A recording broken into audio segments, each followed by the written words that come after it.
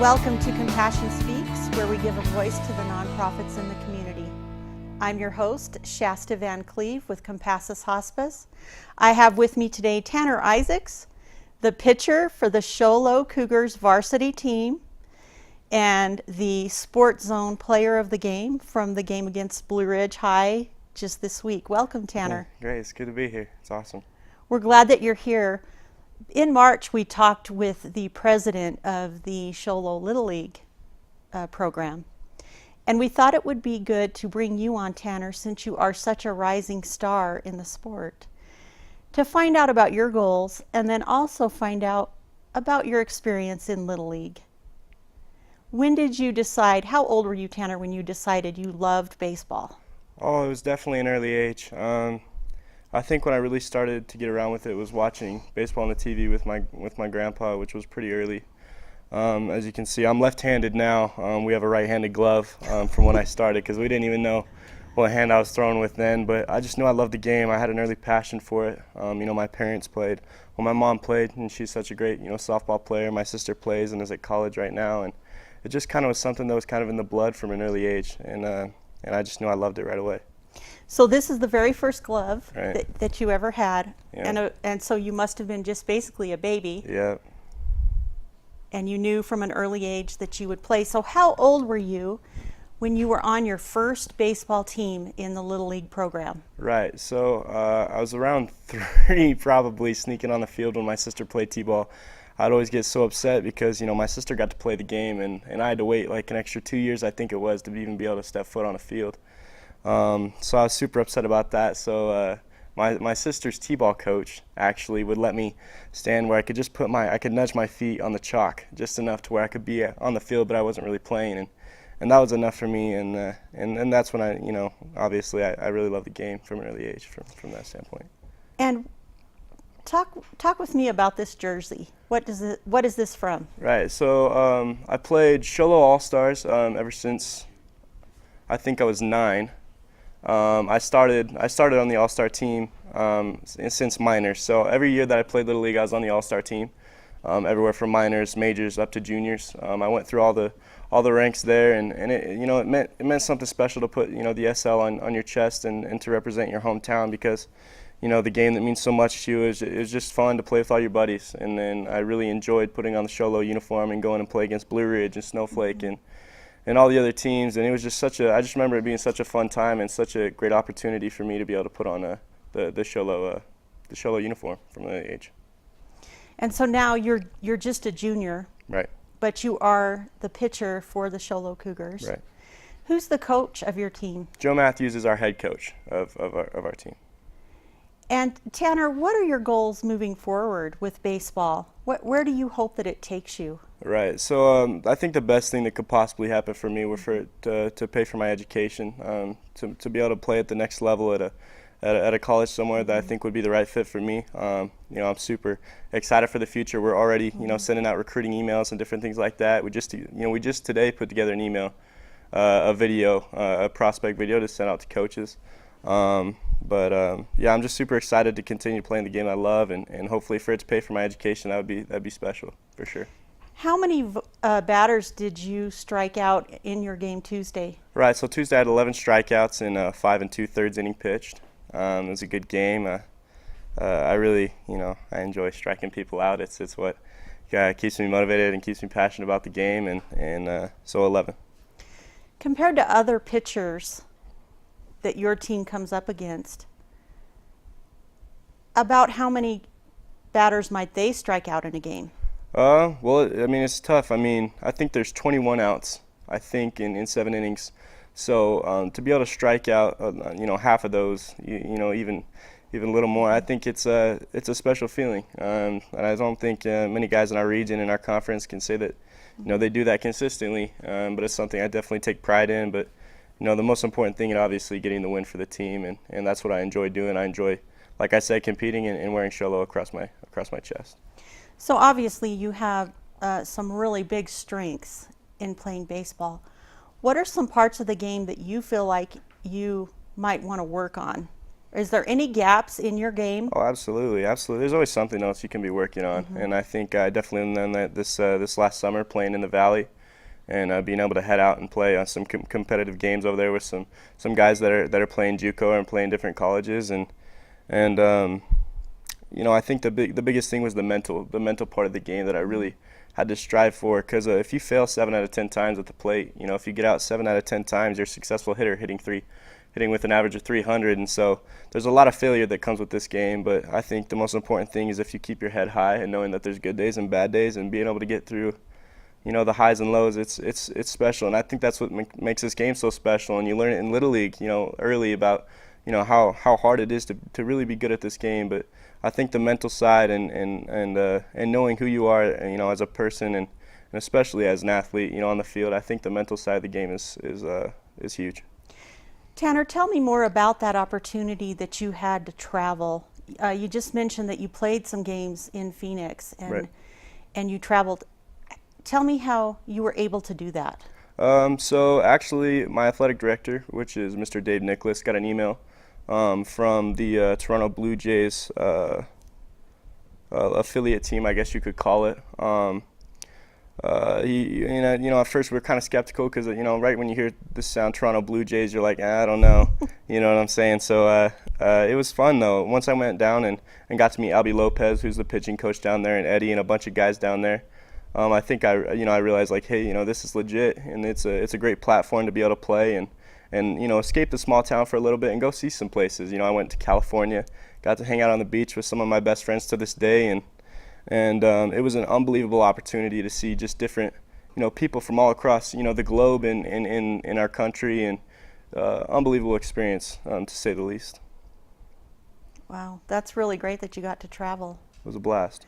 So when you look at Major League Baseball, and that is your goal, what player is your favorite player? Who would you say maybe is your idol? Do you have one? Man, that's tough. Personally, I like Clayton Kershaw. He's a pitcher for the Los Angeles Dodgers. Unbelievable talent, but I think the most important thing that I look at in a player is himself as a man.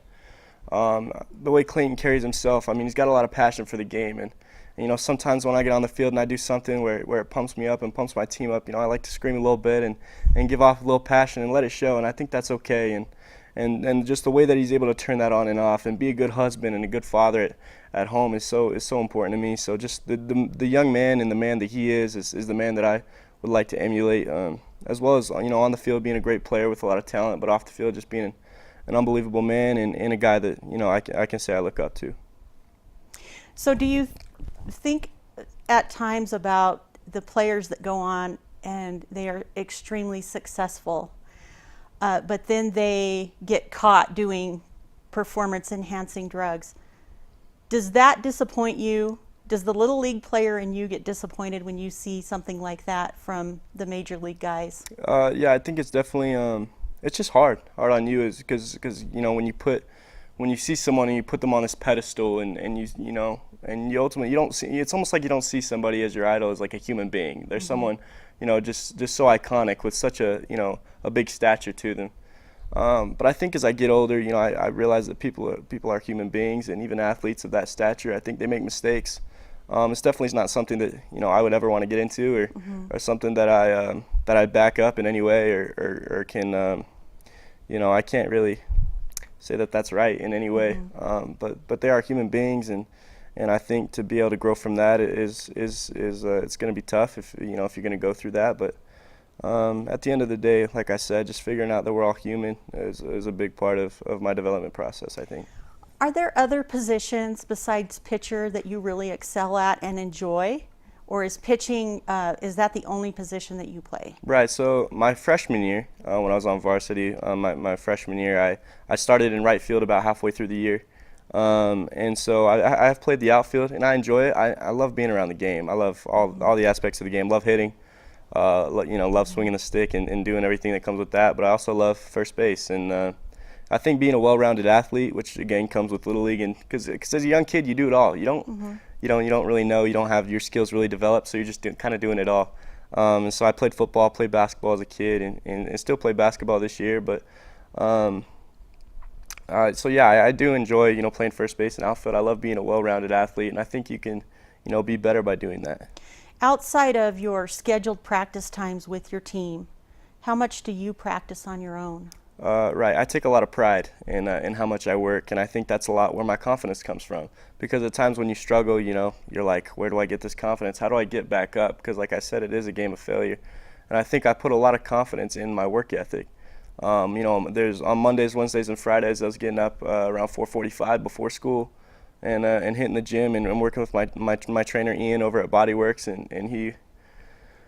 Man, yeah, he had a workout for me, every day, and he planned it for me, and it was tough. But I think those extra days and those times when you don't want to get out of bed, that's what makes you you, and that's when it's just you and yourself in the mirror. And sometimes, when going through that and going through the adversity, then in the workout, then you're able to overcome adversity later in games. And so I do take a lot of pride in how much work I put in the weight room, as well as in school. You got to make sure your priorities are straight in terms of getting good grades and making sure you really have your head screwed on straight in the classroom. But in just in every aspect of life, I think putting in the most work is something that can be beneficial to everybody. Do you have any other hobbies to maybe take a break from baseball and just do something different? Absolutely. Like I said, I play basketball, which is, aside from sports, I play the guitar. I love Oh. music. I love singing. I did choir last year, and I really enjoy singing. I enjoy a lot of things. I love baseball, but at the same time, I love being around my family. I love doing the little things, going outdoors. Go into the creek or whatever we want to do. I love that, and so yeah, I do have some hobbies. Sometimes it seems like it's all baseball, and me and my mom joke about that. But no, yeah, still being a kid and still doing all those things that I love here in small town Arizona. What advice would you give to a young Little League baseball player, maybe at 8 or 9 years old, that wants to become a varsity pitcher for the Show Low Cougars? What advice would you give that child? Um, Man, that's so tough because I feel like I was just there in Little League. Man, that's special. I think the biggest thing would just to be enjoy where you are. I think so much pressure we put on ourselves a lot of times, whether it be at a job or in Little League or different things, we put a lot of pressure on ourselves. But I think the biggest thing is if you're able to step back and know that your time will come. It was hard for me to realize that I'm only 12 years old and man, I'm not there. I'm not where I want to be yet. And me and my mom, we'd sit down late nights and be like, hey, like I want to be here and I'm not there yet. She's like, it's okay. It's gonna take some time, for your body to catch up with your mind and all the plans you want to make. So I think just enjoy where you are now. Continue to work hard. Things will come. And that's a hard mindset to have sometimes, especially as a kid. But I think when you take a step back and relax and enjoy where you are, things come easier and life comes easier. Well, Tanner, I'd like to ask you for your autograph. Oh wow, we're being real about this. Next time we see you, it might be on the big screen playing baseball. We wish you the best of luck. I appreciate this so much. Thank you so much. And thank you for representing Show Low. Of course. Stay tuned. We'll be right back with our next guest.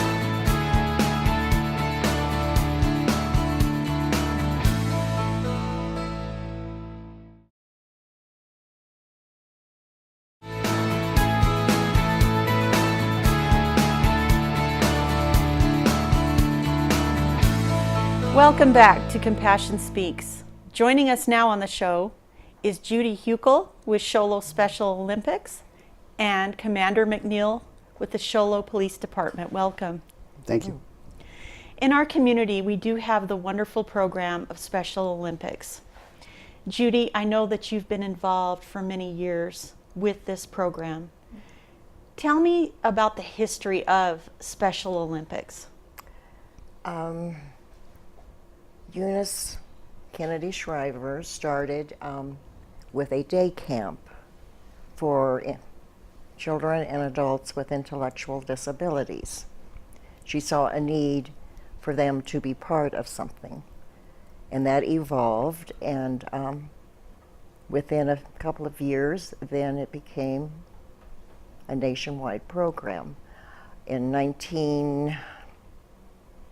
believe it was 85, 86, Arizona had its first games. with 100 athletes and 20 volunteers. And it's been going strong ever since. This year we're looking at maybe 16,000 athletes showing up in May for our games, summer games. Wow. And our program, little by little in Show Low, not really sure when the Show Low program started. Record keepings aren't that great sometimes, and but Vi Castelny was a pioneer behind starting Show Low Special Olympics, and we've grown since then. Right now we have 20 athletes in Show Low that is participating, and about 6 or 7 volunteers year-round. Are the athletes all in Show Low, or are they from the White Mountains? Primarily all in Show Low. We have one that lives in Snowflake, but Snowflake has developed a program as well within the school system. And but my program, I say my, but it's a we, are primarily adults. They started, most of them, when they were 8, and I've been basically about 30 years, and we've grown up together, so they're kind of in their 30s, 40s, you know. I don't want to say how old these guys are because they might hit me, but the only one school-age athlete that we have is the one in Snowflake. And, What sports do they participate in through Special Olympics? for us, it's track and field events, powerlifting, aquatics, and bocce. And in the past, we've done gymnastics and figure skating. We've gone to World Games with those 2 sports. And where was that held? 2 of them, one was in Raleigh, North Carolina, the other one in Connecticut for gymnastics. We went to Japan for figure skating, and Boise, Idaho for figure skating. So, Where do the athletes practice, and what is the season for the events? we practice for their powerlifting. They practice at the Body Works gym, and for aquatics, of course, at the city pool. Bocce ball, they practice at the park. And What is bocce ball?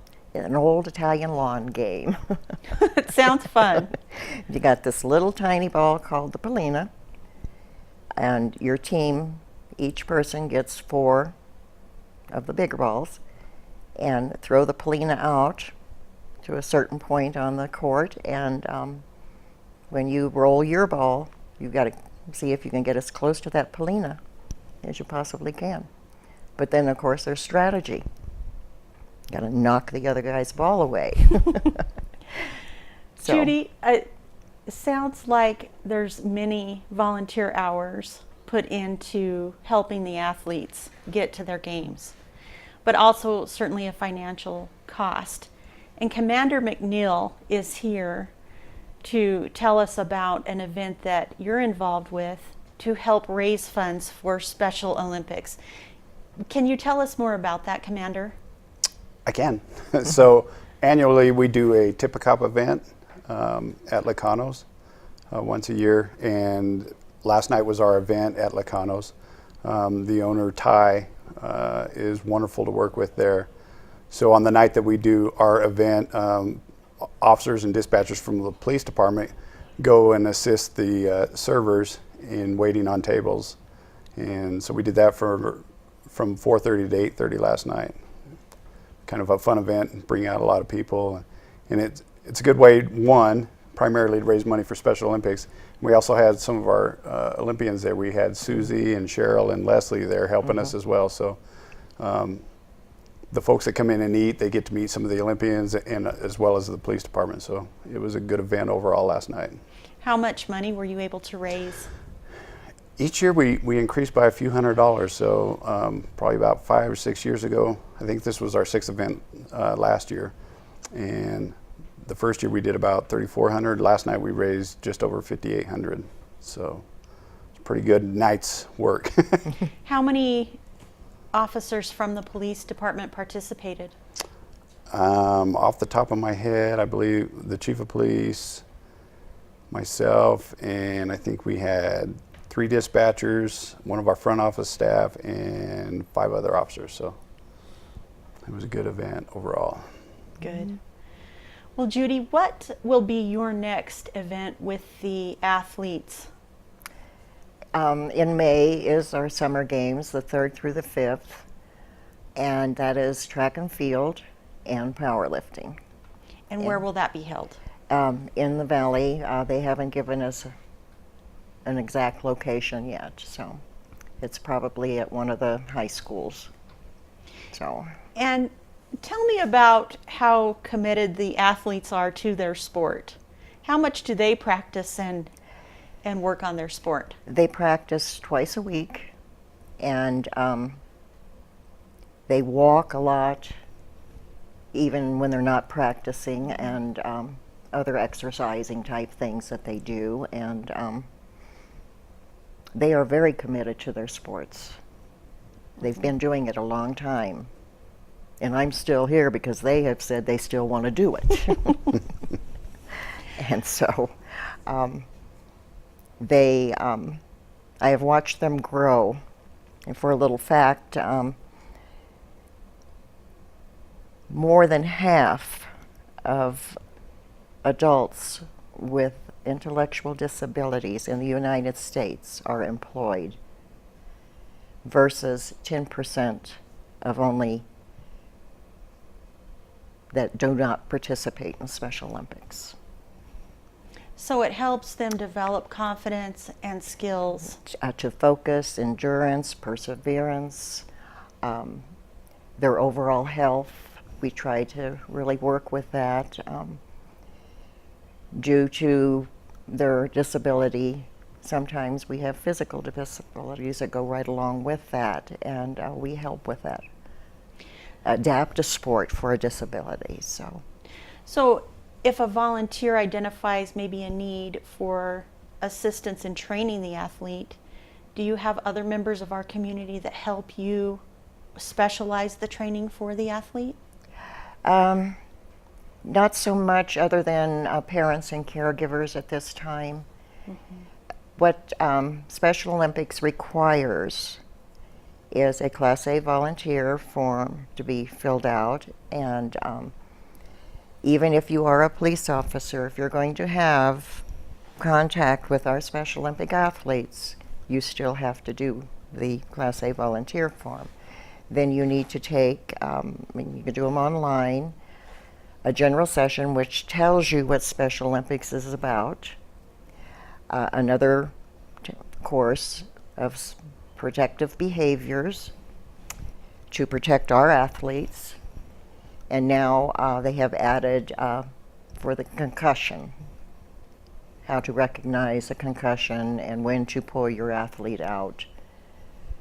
And it's pretty helpful, especially for parents that are really into it. And okay, he's doing so good, we don't want to pull him before this next race, But yeah, his eyes are crossing or something, We need to get that athlete out of there. So these are things that people have to do. And then we have specific sports training for Special Olympic training. And to do that with our athletes, that's what we have to do.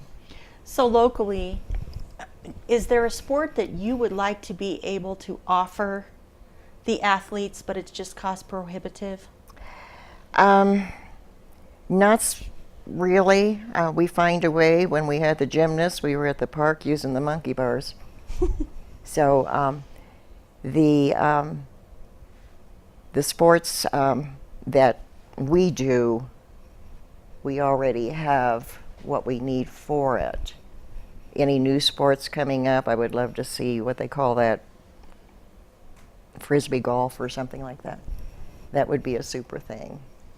And I don't know what kind of equipment they would need for that, but it just looked like fun in the park when I would see people doing it. And you've been volunteering for 30 years. And what drives you to do that? Because it must be hundreds of hours a year of your time. Yeah.